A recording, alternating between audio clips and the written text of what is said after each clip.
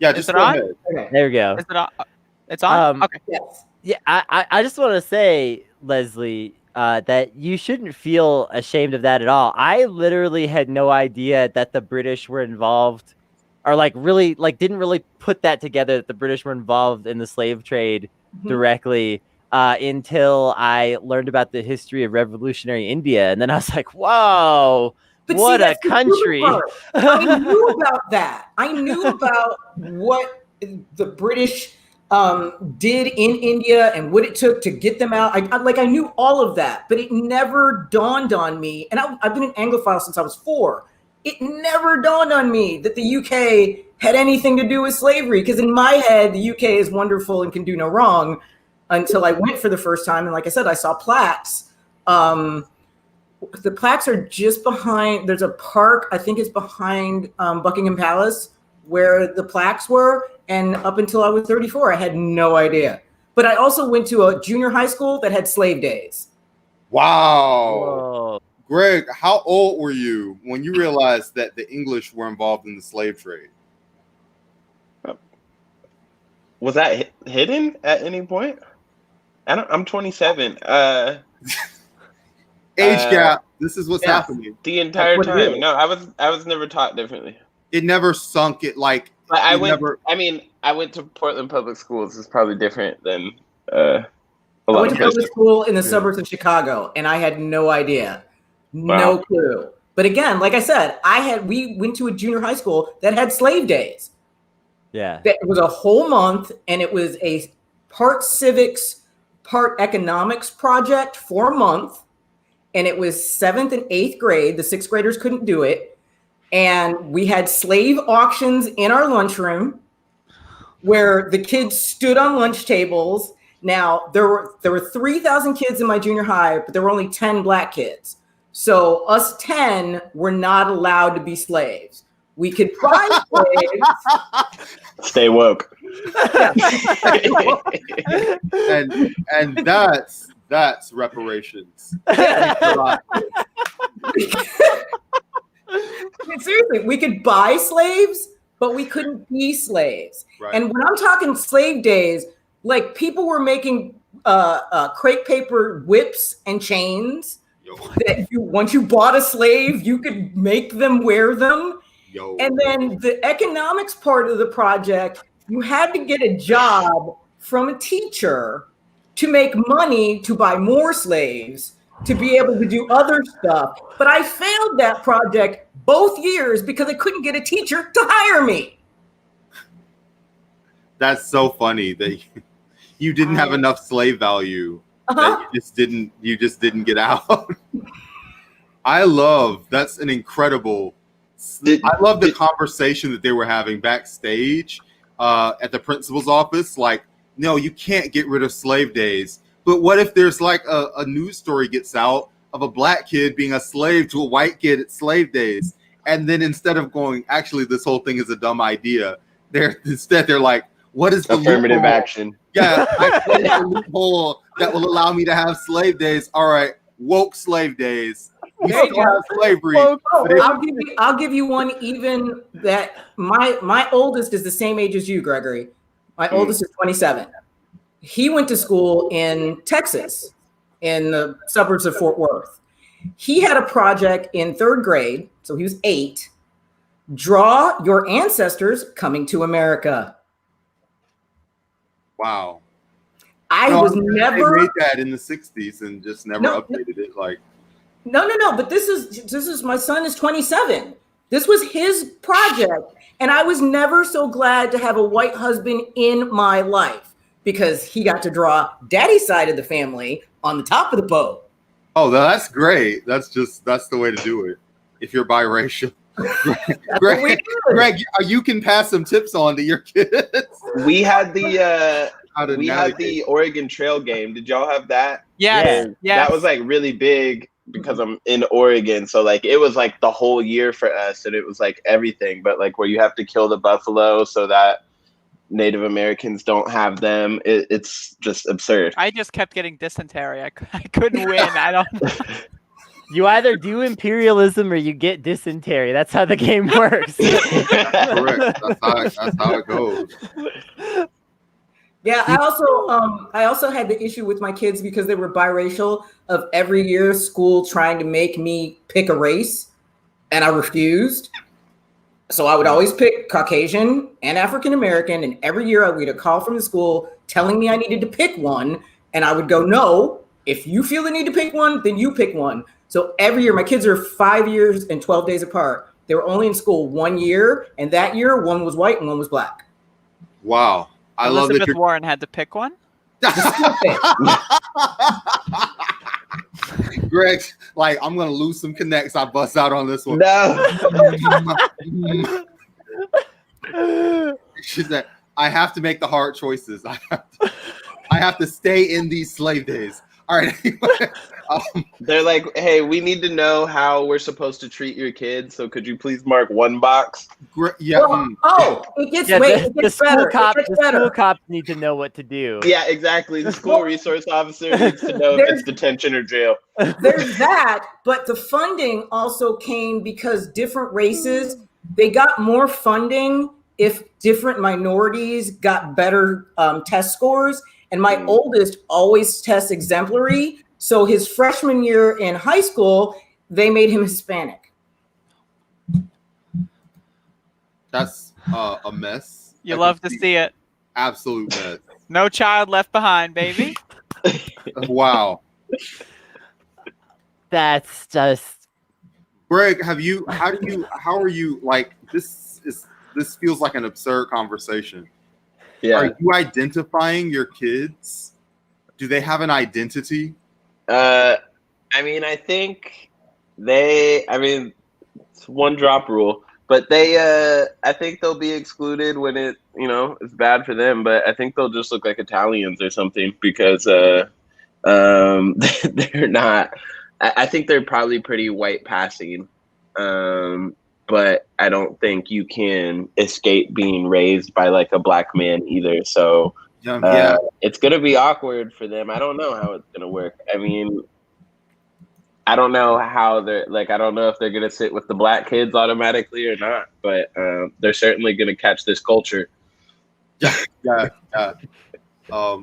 Being raised by you is going to make them automatic. Being by both your parents, odds are the black kids will adopt them because that's a very live mother and father combination there. That's true. With my luck, they might just grow up and become Republicans or something, though. But yeah, you might have that. You might be in that Pete Buttigieg lane of they're moderate and their parents were radicals, and they're like, wow, it's really wild what you guys are doing over there anyway. I think that was Kamala's thing too. I keep hearing that. Yeah, her parents were like Marxist. Yeah. So you're gonna get an Alex P. Keaton Family Ties reference. Ooh. Hey, look, at least the grandkids might get some money out of it. You've been putting in all this work. You gave up all the money. The kids, they can get the money. It'll be fine. That's true. How's it going in Portland? Oh my goodness, man! We had a murder on the streets at the protest, and at first, at that night, it was like, okay, well, for sure, what happened? So in the daytime, it was Trump rallies throughout the entire city, and they're just terrorizing the city, just pepper spraying, beating people up, like really gruesome stuff. And then at like 10 p.m., I get a text and they're like, someone's been murdered. I'm looking at the body.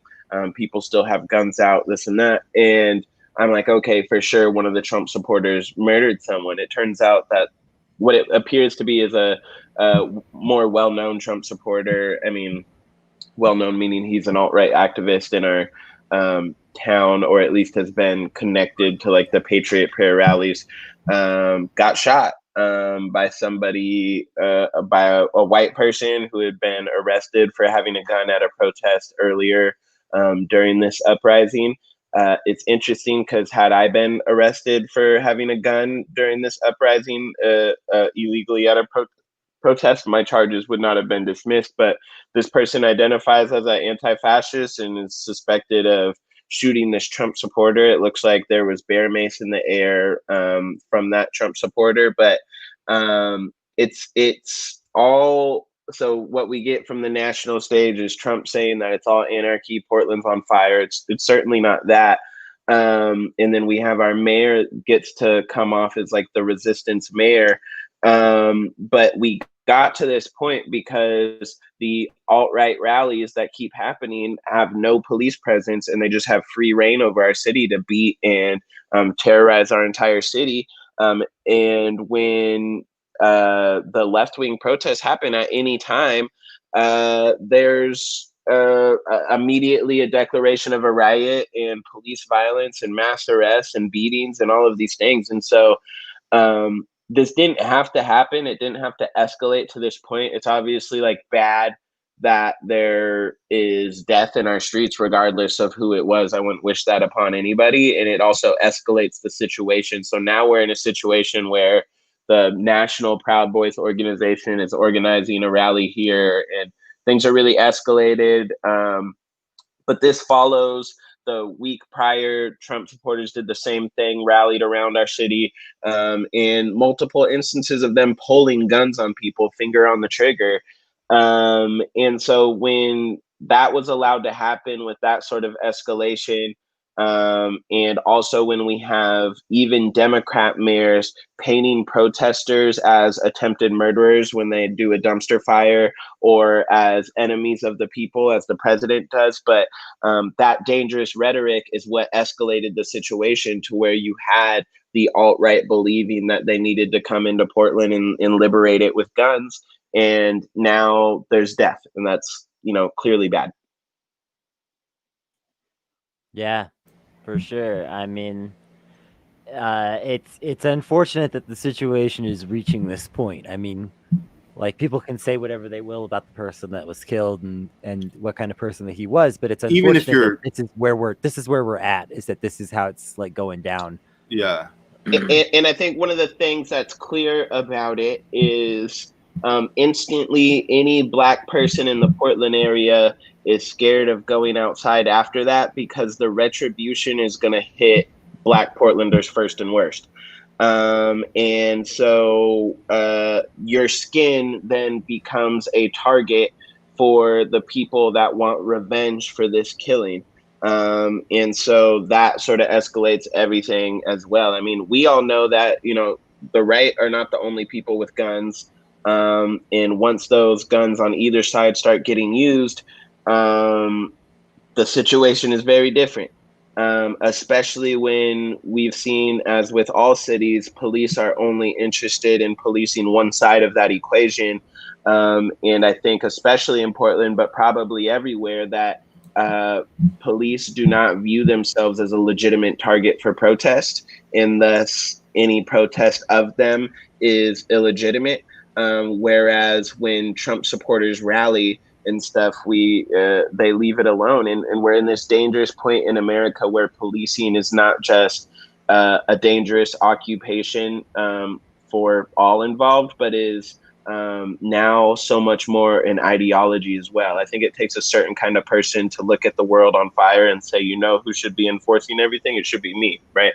I think what I've said is that police officers are oftentimes the high school bully, or the kid who was bullied the most in high school and wants to make up for it. We saw images of police making tackles in Portland as there was just a scramble, and they're getting down in their stance, and they had horrible form. You could tell they didn't actually make the high school team, but they're laughing. They were laughing and just tackling women and beating them. Like, this is the fantasy that they live out. So it's hard, because not only are blue lives not a thing, it's a job, but more importantly, I think it's increasingly an ideology. We see that with the remarks of every police union across the country, especially in Portland. Our police union is really sympathetic to the far right. And so I think that's a really dangerous situation. There's a lot of guns involved, obviously, on for lack of a better term, on all sides. So things have escalated. I would be shocked if there wasn't more like gunfire and death here in Portland, and I think it's going to have a huge impact on the rest of the country, as we saw with what happened in Kenosha. Yeah, for sure. I want to address. I'm not even gonna put it on the screen because I don't want to give this person the dignity. But this leads perfectly into like one of the main topics I wanted to get into today. That I would love to get everybody here's feedback on and just like kind of like kick this around a little bit. There's a conservative in our comments because there always is, claiming that that the left has been escalating violence for 4 years while the right did nothing. I want to make the case very strongly that the right's violence begins with mass shooters and that the right has been doing violence for a long time. And that like everything that we're seeing, like Kyle Rittenhouse is not the beginning of something. He's the end product of a long period of terrorist indoctrination on behalf of white nationalist groups.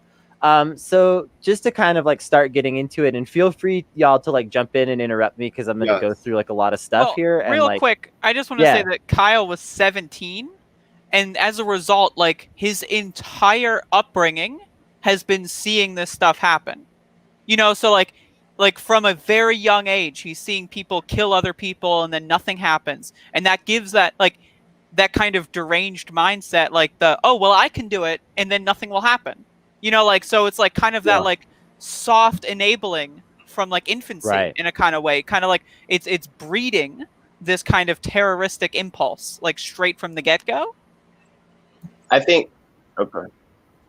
Well, and don't forget, his mother drove him there, and I don't know if you saw pictures of her, but she was all camouflaged out too. Completely.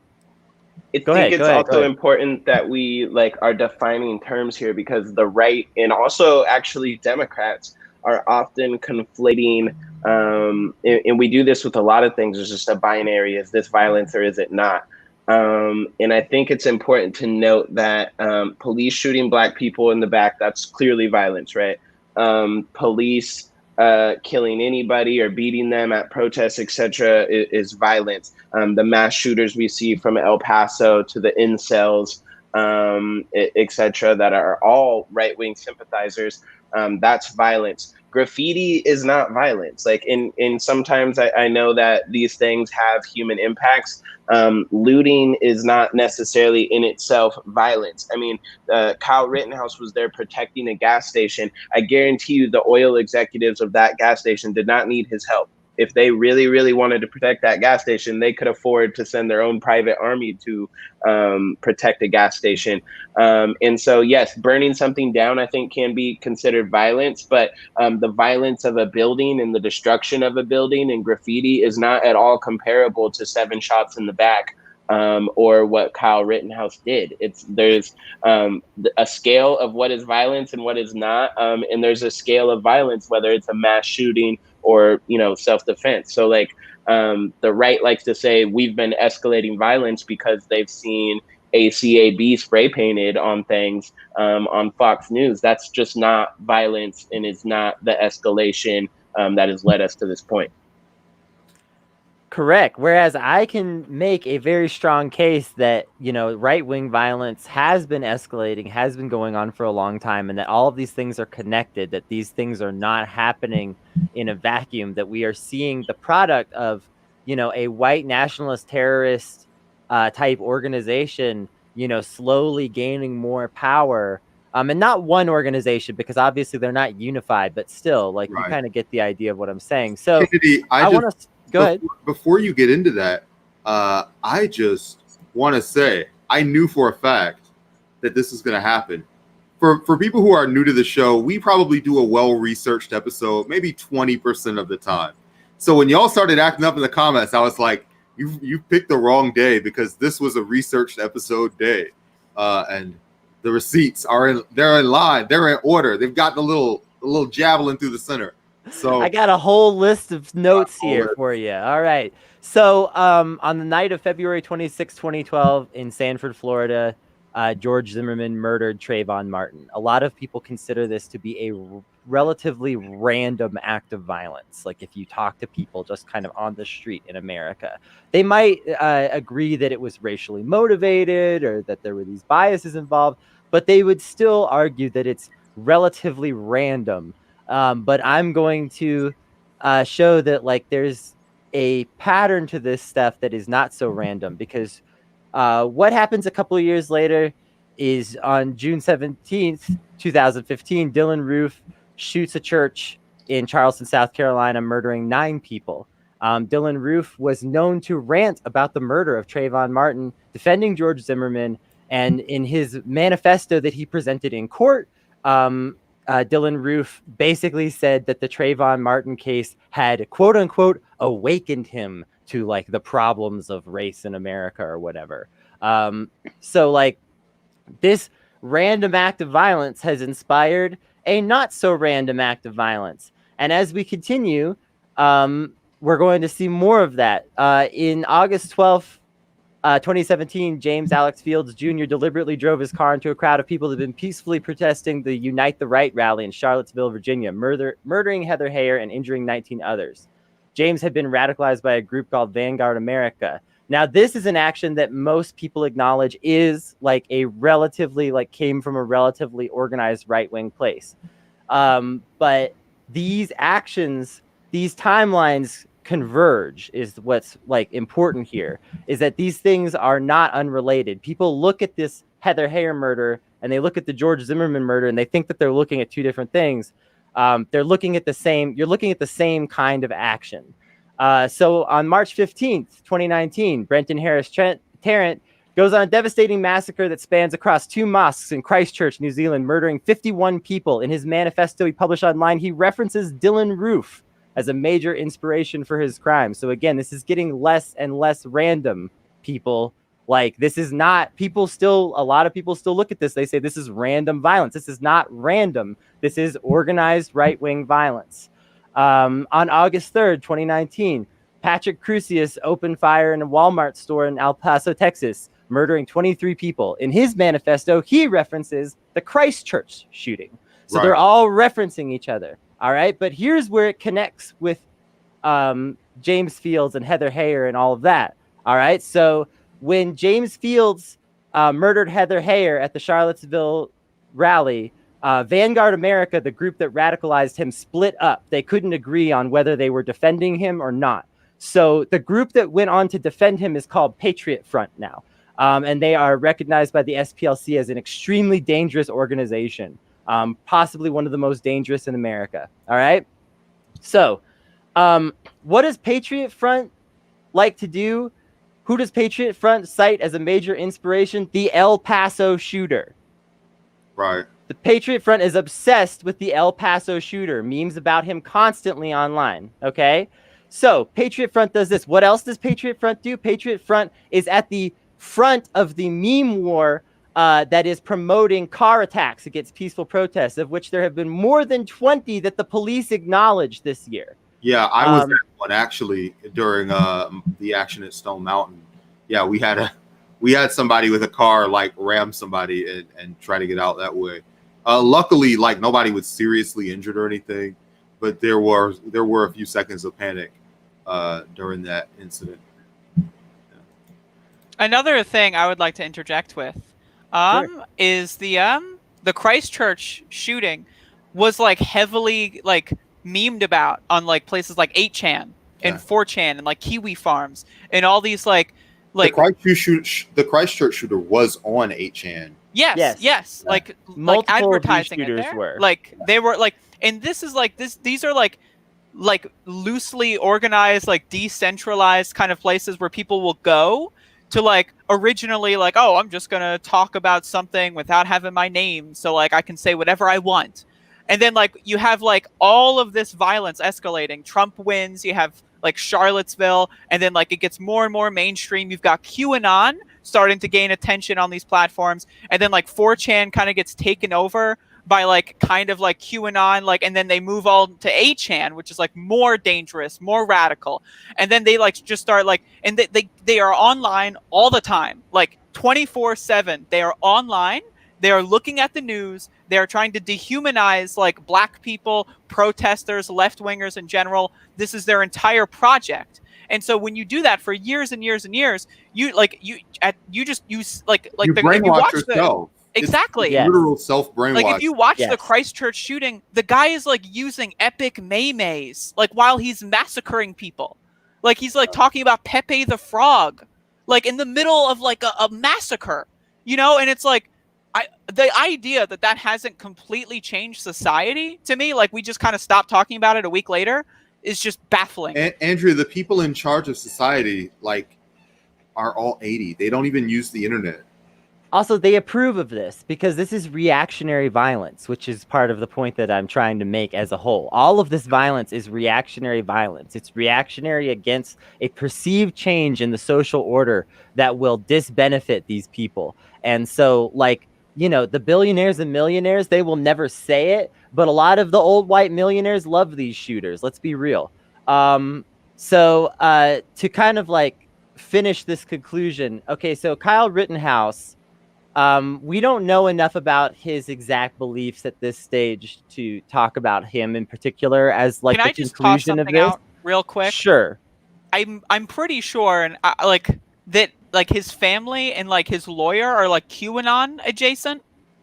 That's what And it are seems like- yeah. Yeah, and are like peddling this narrative that he's like an American hero. I saw this like press release kind of thing that like the lawyer was calling him like comparing him to the shot heard round the world, and he's starting the second American Revolution against tyranny.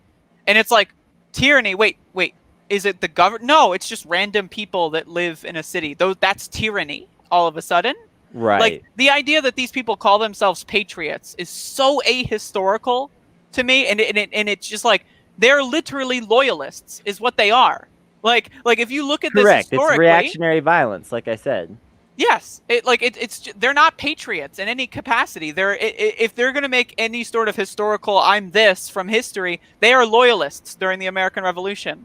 These are like the people that would like get upset when like, oh, how dare you throw tea off the ship, like that kind of stuff. Like this is not, oh, I'm standing up against like tyranny, because tyranny cannot exist in like a town of like a bunch of people like screaming in the street. That's not tyranny. That's so. Again, we can't know exactly what Kyle Rittenhouse believes at this point. We can kind of speculate, but we can guess. We can talk about a shooter that we know everything about what he believes, and this actually is closer to home for me anyway, so I know all about it. We can talk about Stephen Ray Baca as the conclusion here. So Stephen Ray Baca shot a protester non-fatally here. It was a peaceful protest, an anti-racist protest protesting the statues of Don Juan de Oñate. We talked about this on a previous stream that you can probably find somehow. I don't know. But Stephen Ray Baca was a completely, like, this is, again, another act of violence that no one is looking at and saying this is random. Everybody can look at this and say this is clearly a white nationalist act of terrorism. So Stephen Ray Baca is a part of a group called the New Mexico Civil Guard, which is currently like under heavy like pressure from the state to shut down, heavy legal pressure from the state to shut down entirely after this incident. So that should give you an idea of what kind of group it is. And the New Mexico Civil Guard, this is where it all comes full circle, is directly connected through its leadership to the leadership of Patriot Front. So again, to bring this all the way home, this is none of these acts of violence are random. They're all connected to each other. This is all a part of a system of white nationalist terrorism, believing that like any of these things are random, that they're not building on each other, and that they're not creating like a larger and larger and more violent problem, is just failure to see what is there, what is happening, and what these people are doing and where it's headed. Well, I personally think that the denial of all this is strategic. It's to give that you know, oh, we're just going to reset society every single time one of these things happen and just stop talking about it like a week later. Like it's that like kind of idea of like, oh yeah, you can just do something, get away with it, and everyone will just pretend it didn't happen a little bit later. Like that's, you know, that's part of the strategy. Like, so when you've got these 8chan Kiwi Farms armies out there, and it might seem hilarious, but like on the front lines of the meme war, that's a serious thing, because that's a pipeline that starts at these heavily like Stormfront, 8chan, 4chan, Kiwi Farms, and it leads to like people's Facebook feeds. I look at like, you know, like some family members reposting like QAnon like stuff that originates on 8chan on Facebook. Like it is a pipeline that tries to like normalize and rationalize this right-wing violence. So like And- you see like congressional candidates, Republican congressional candidates and stuff sharing these memes of like Kyle Rittenhouse is an American hero, and it's like, where did this come from? You know, like and when you trace them, they all come from these neo-Nazi adjacent websites. Like that's where they all originate. Yeah, and that system for recruitment exists for younger people, but it also exists for how older people absorb the news, because stories that come from those exact same sites end up on like Breitbart or some other low grade like clearinghouse, and then they go from Breitbart and they go up to Drudge Report, and then they just it's laundering of bullshit. You start with bullshit and you just have it gradually change hands over the course of like 8 hours. Like this isn't always like a weeks long process. Sometimes it can just be 8 hours from just going from bullshit on a message board to bullshit on a small blog to bullshit on a big blog. Andrew, am I creating editing work for you? Can we get away with Yes, but I don't care. to it just being on Fox News the next day and it just being something that millions of people get? That communication line exists. And unlike the left, where we have, MSNBC and CNN who work to like take this stuff out, there is direct communication. And it's one of the reasons why they're all ideologically on track with each other between the younger, more radicalized folks and the people that fund them. If you can imagine a world where like posts on Twitter that are like the Twitter discourse of the day would be on an equivalent to CNN in like over a weekend, by the end of the weekend, that is literally how fast messaging like moves up and down, and it's real concerning. It's rough. Yeah, and you also have the president of the United States like signal boosting this. He was defending Right. Kyle Rittenhouse, and one of the things about when he was defending Kyle that he said is he was saying, "Oh, we all saw the same video. We all like." He's trying to like make people think that it's like it's just classic gaslighting. It's like, yeah, we saw the same video. I saw the same thing you saw, and this is my takeaway. I But just it's want like- to say too, like on the subject of this like denialism, that idiot in the comments who's just like posting the You didn't dumbest change shit, anything. he literally, as soon as I said a conservative in the comments is blah blah, he goes, "I'm not a conservative." Like that's like these people just immediately deny. They won't even admit to like the slightest bit of culpability towards their own ideology because they've learned to just deny completely it's who not they something, are and what they do and what they believe. it's not something that they can get away with in public. And so they just like, if you start shaming it, they'll just melt into, I'm a libertarian, whatever. But I do want to say them going, I'm not a conservative, I'm libertarian, is a lot like when we call Leslie a boomer and then she goes, oh, I'm Gen X. Okay, I don't sound like that.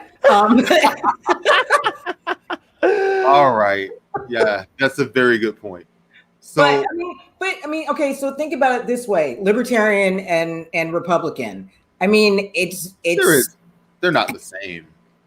they're not, but most people that, I mean, okay. So you guys are like really dialed in to politics. Most people aren't. Right. Most people just aren't. Yeah. They get their political information, sound bites, hearsay.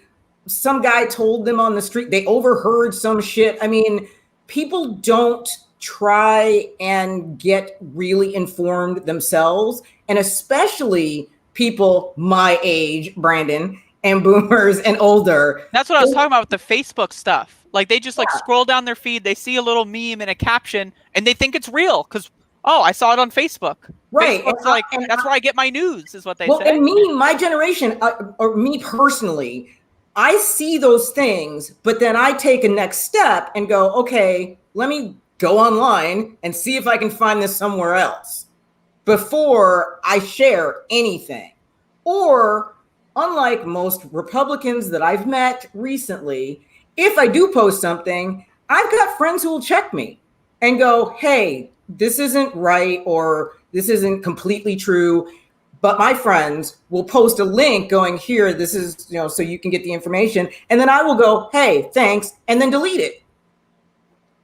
But they won't do that because they will never admit they're wrong. I mean, ever. we saw how quick they were willing to like shift. I mean, Trump did not get a majority of Republicans vote in their primary, and within a couple months, he has close to 90% approval and then close to 100% approval within Republicans. And it's not necessarily based on policy. So when we try and nail people down on, are you a conservative? Are you a libertarian? I saw someone in the comments that's like, I'm for abortion, and or people that are like, I'm just for liberty. Like it's all about racism. It's like, you want the right to be able to kill Black people, and you will find in a lack of accountability. You want the right to be able to do whatever the hell you want, to not wear a mask because you want the right to be able to harm other people, particularly and especially Black people, and whatever ideology that you can put behind that, or whatever name you can put with it, it doesn't really matter, because No, Yeah, when all people about. say things like, I'm not left, I'm not right, like, I like liberty, what that is an equation saying like, oh yeah, right-wing people are shooting up mosques, mass murdering people like every few months, and like going to the streets and beating people up, and left-wingers are like, I don't know, breaking a few windows. And those are like the same. Like, so killing 50 people is the same as throwing a Molotov at a Wendy's. Well, it's Like, just and that, they try to make these moral things, and I get it. I'm not trying to like act like you're a bad person if you Yeah. say I am above it all, not left, not right, but forward, Andrew Yang. But like that whole thing is just malarkey. It's not real. don't you have a show literally called Above It All? Yes, and I'm really above it all, unlike these fakies. Andrea is an Andrea actual Yang. pure centrist, unlike Yeah. you fake centrists. But what I find interesting is the right is now talking about how violent the left is, and just in their sloganage, and like if you see some bumper stickers of Trump supporters, I don't see any bumper stickers of left-wing people that are violent, but I have seen that from Trump supporters. When I lived in Texas before I moved back to Florida, the guy directly behind my house had a fuck Obama sticker on his truck where the F and the K were AK-47s. Up the street, there were two people that had the exact same bumper sticker on their car that had a picture of Hillary and a picture of Trump, and it said, "Trump that cunt." I mean, in Portland, like one of the biggest like memes and stuff that they use, I don't know if this is national or just here, but it's like one of their calling cards is the helicopter. And it's because of, I think, Pinochet dropping leftists and socialists out of helicopters as a punishment. And they're saying that that's what they want to do, right? And that's not liberty. That's just killing people who you disagree with. And so, like you said, that's the sort of violence that they promote. We're also in this funny situation where it seems like Trump and the Republicans had this attack like ready for whoever was going to be the nominee, and maybe they chose this when they thought that we were going to have a socialist nominee. But Biden is very clearly not like a huge friend to leftists either. And so they're trying to paint him as this radical socialist, like communist, like puppet of the left. And it's really hard to do because they want to also say Kamala's like they try to use the left-wing points that Kamala was locking up Black people, etc. But then they also want to say that there's going to be complete anarchy in the streets if you elect these people. And so the like attack is not even coherent. And it's also just weird because it's like, elect me to stop what's happening under me right now. It's like, just extortion. That's what it is. Like, I'm not going to do anything unless you give me my second term.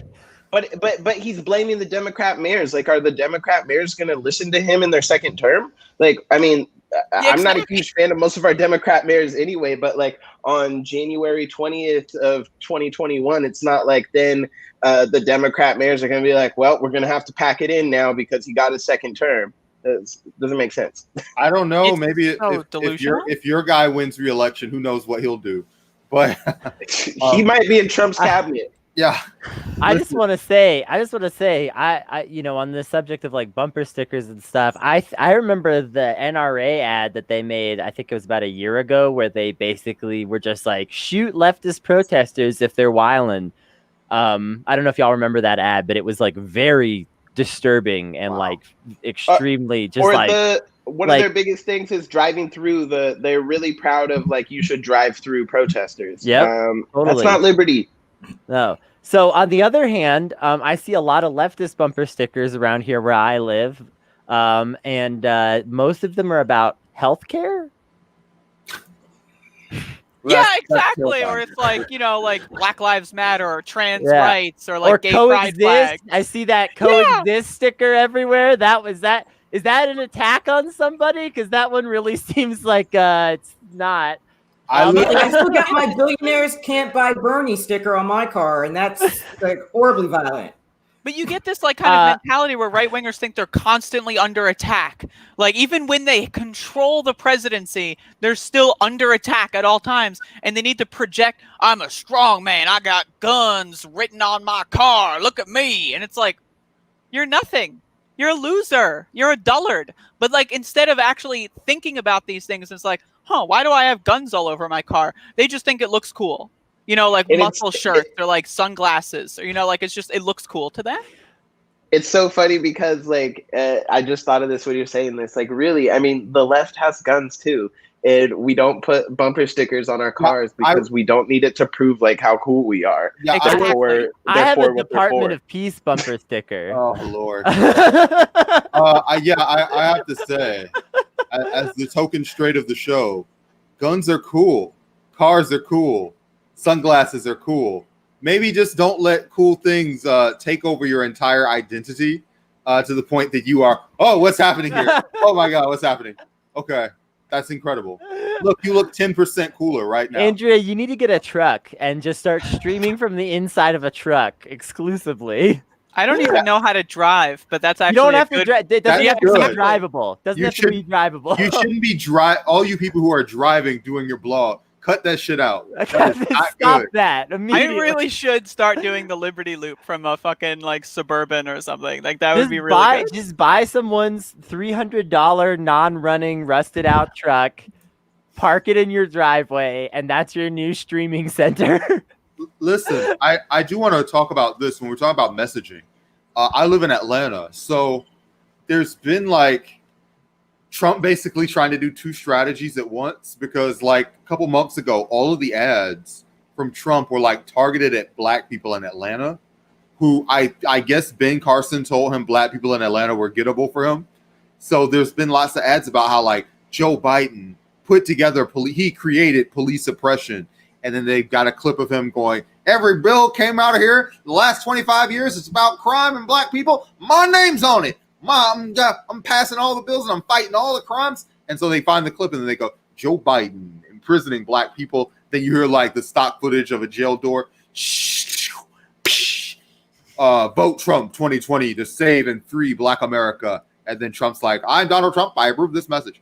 So those were the ads like 2 months ago.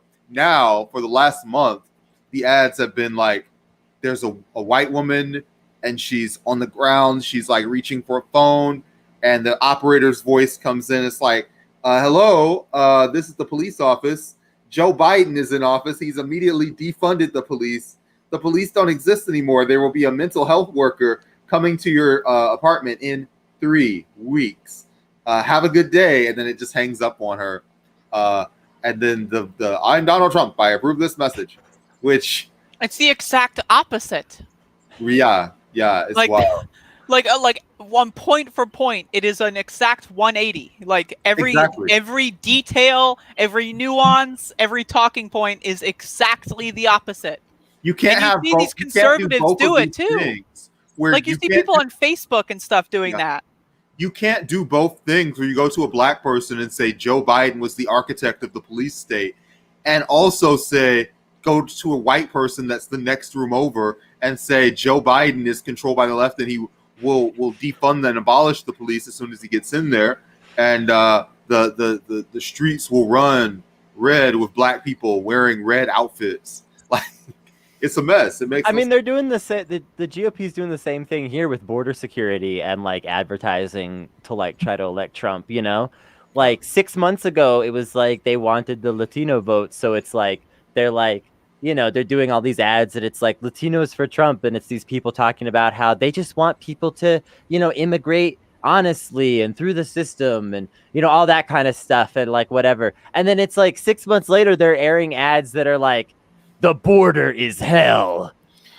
Well, what about this right-wing movie, which if we were talking the other day about streaming a movie, and I don't know if we could get this because I wouldn't want to make any money, but that new right-wing movie, The Hunt. Oh, I saw didn't that. I didn't see it. It looks like it's one of those above it all radical. It's basically the premise that I got from the trailer is that the left are using people from the right to hunt, just like picking them up off the street. Like it's not the opposite. It's the left that's doing it. It's like Hunger Games and The Purge. The elite leftists of Hollywood and stuff like to shoot. It's kind of like Hostel, but political. Now, you know what? I don't mind. Like, if people were to, if you're right wing, and you need to watch this kind of thing to get your anxieties about real life out of your system. Like, this is what this is really like Get Out for Black people. They've got, that's like the white Get Out. Like, I go there and Nancy Pelosi is just in the back of a pickup truck with a rifle and just picking us off as we go to church and go to softball games and we go to the bar with our friends, and just the libs are just destroying us and capturing us. Go see the movie. Cry, talk to your wife. That was real fucked up, wasn't it? Yeah, baby, it really was. It really was fucked up, baby. And then you go home and stop. No, because they get pumped after that. It's kind of like me when I came home from Lord of the Rings and I got on my motorcycle for the first time. I was like, if Frodo can do it, I can do it too. That's what these people are doing. See, we're thinking of it as Get Out. Really, it was like Black Panther for them. They got out. No, it was more like Amistad. They got out. They wanted to fight a white person. The first white person, first black person I see, I'm just gonna catch. But no, they're not wanting. This isn't about black people though. This is about white liberals. Yeah, but it's a metaphor for what they really think is happening. I mean, it's funny because in the same dark corners of the web that we're talking about on like 4chan and 8chan and all these things is where they have this like conspiracy of the child pedophile sex rings and Pizzagate and all of these things. The same QAnon stuff. They really think that like leftists have these, or the Wayfair thing where they thought that children were being sold in Wayfair containers because they were too expensive. Just amazing. It's an amazing theory. Listen, you Wayfair truthers, I gotta break it to you. You are not a social activist. You are broke. That's the problem. That's what's going on here right now. Okay. This is all just reminding me too of like a week ago when we had that commenter that was like melting down crying. They punched a white guy in Portland, and then 15 minutes later he was like, "You guys don't look tough. I can fight." Like, which is it? Which I don't know if you conservatives are so inconsistent at this point. Like, you'll just talk out of both sides of your mouth in like the same sentence and then expect everyone to just take it seriously. They're just like, come get some all the time. And then like Andy No catches a milkshake and they're like, he has brain damage, these violent leftists. The milk went through his earlobe. And it's like I love on Facebook when I go at it with somebody from the right, usually what shuts them up, if I screenshot, like I will do a deep dive into somebody's Facebook page while I'm talking to them. So then I will screenshot something from in their Facebook page and then put it into the comments and go, this is going to be part of my next book. And so if you want to say anything else, let me know because I'm going to screenshot this whole conversation, and that usually shuts them the hell up. This is Leslie on Twitter. We have something similar. It's called This You. And then we quote the old quote and we just drop it there. We're learning from each other. We're all coming. Yeah, well, you can do it on Facebook Brandon is savage at the "Is This You" game. For the record, don't ever play that game with Brandon. That is true. It's one of my many specialties. Brandon will just like he'll dredge up some like joke that you made about pedophilia from 7 years ago. Yeah, And, I and- did. And I had that within like 45 seconds. And like within 45 seconds of you trying to be a big boy, he'll like find your joke from 7 years ago is completely disgusting and just destroy you with it. I did Facts this and to logic. somebody recently. They like went into somebody's comments and they were like, if you like socialism, that means you like China. And if you like China, that means you hate Muslims because of what China is doing to the Muslims. And then so I just like at whatever, and then like the keyword Islam. And then of course, like 5 years ago, it's like radical Islam is taking over. Muslims don't deserve to be in America. And I'm like, is this you? But, He was like, Right. that's different. It's different. can you stay with us for like 10 or 15 more minutes? We're going to do a post show. If you've got $1, you can see what we talk about next. There's no reason not to. Patreon.com/notsafe. And do better. You can join at the $5 tier and listen to more good stuff that we produce. Hang out on our Discord and a lot more. Patreon.com/notsafe. Until next time, we've done a lot. We'll see you again. Bye-bye.